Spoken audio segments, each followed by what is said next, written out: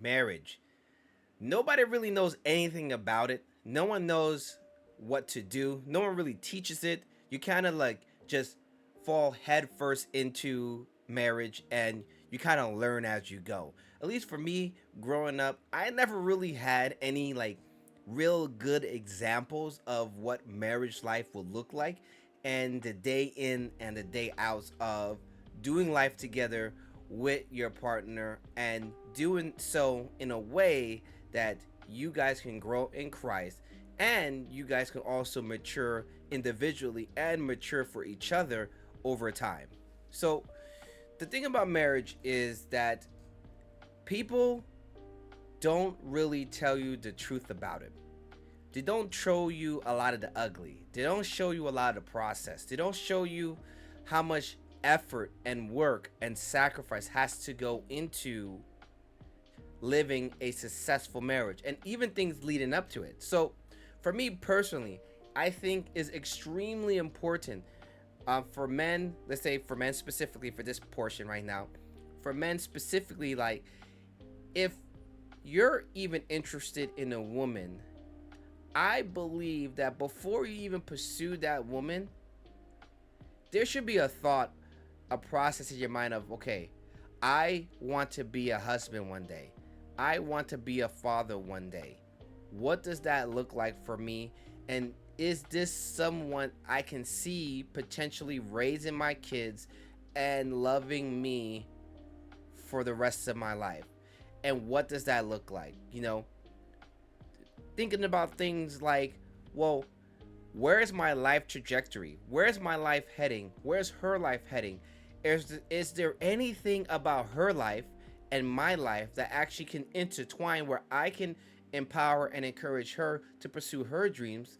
She can empower and encourage me to pursue my dreams, and we can actually work together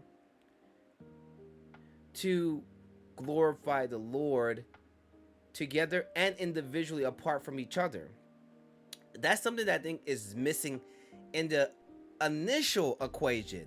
That's not even getting into just the amount of effort and work you want to put into just building up the foundation when you are in the relationship.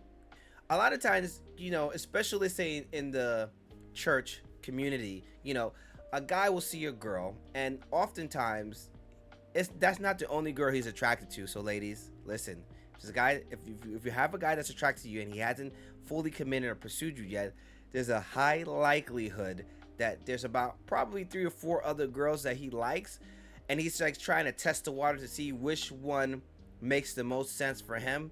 Because well, girl over here has ABC's qualities that I like, but Tiffany over there has EFG qualities I like, and you have ABC whatever qualities I like, and they're just afraid to commit because they know that if they commit to you or the other girl, there's a high likelihood that it's going to disqualify them from ever pursuing you.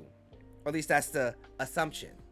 So in their minds, they feel that it would be better to just kind of play the field as long as possible until I pick someone. But what I believe is that you should really pursue a girl, pick that specific girl, and then lock in. Forget everybody else, lock in, commit, and go full throttle. Now, full throttle doesn't necessarily mean that you're just going head first. It just means that you're deciding to dedicate this time to pursue this woman and utilize that time to build a foundation under Christ and build a foundation that you guys can potentially have a successful marriage with. So it's like simple questions like, well, what does she know about your past? What do you know about her past?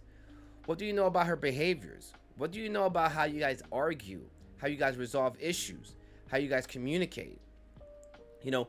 Things that when you're stuck in the infatuation side of things, that you don't really take the time to stop and consider, how these things can impact you as a relationship becomes more significantly important.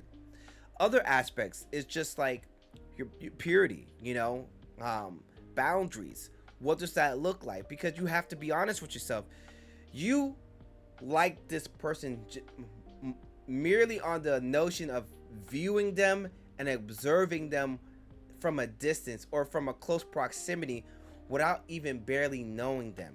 And you think that as you get to know them spiritually, emotionally, and you put in that time, that you're not going to be physically more attracted to this person, that you're not going to physically want to be more intimate or be intimate with this person, you're kidding yourself.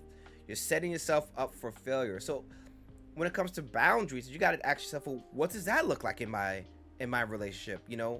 How how how does that work in terms of getting in the word and being in line with how Christ calls us to be above reproach?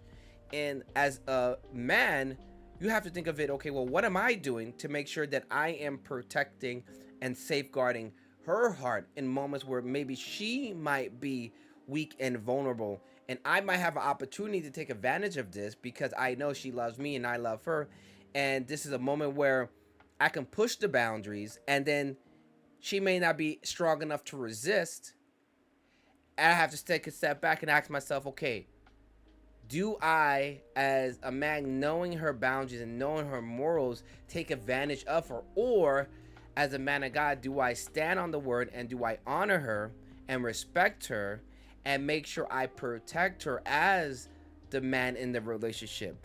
These are things that we need to practice. These are things that we need to look into when it comes to getting into a relationship, and especially when it comes to leading into marriage. And I mean, listen, I can go on for a long time, and I think I've already gone on for a long time. This should probably be many parts to this.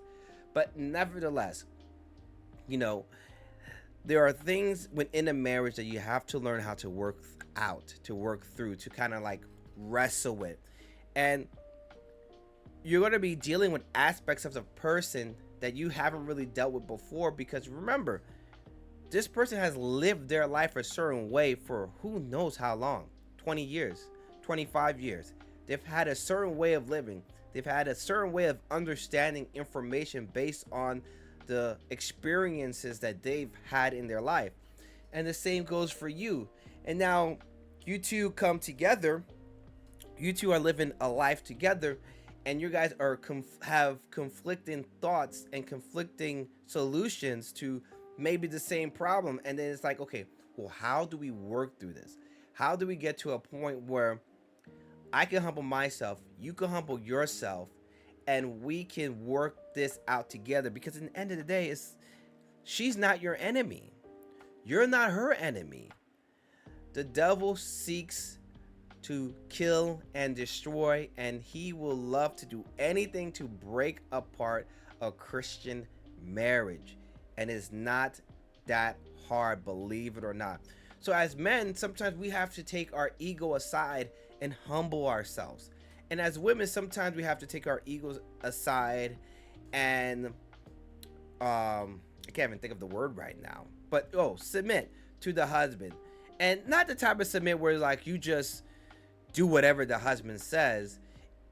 I'm more so talking about giving him the opportunity to understand that you have the capacity to trust his judgment, that you have the capacity to allow him to lead in a way that gives him purpose and gives him understanding of like, okay, you're giving me an opportunity to lead.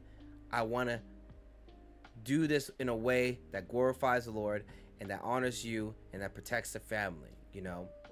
But these are things that you got to talk about. These are things that is just not, it just doesn't come overnight.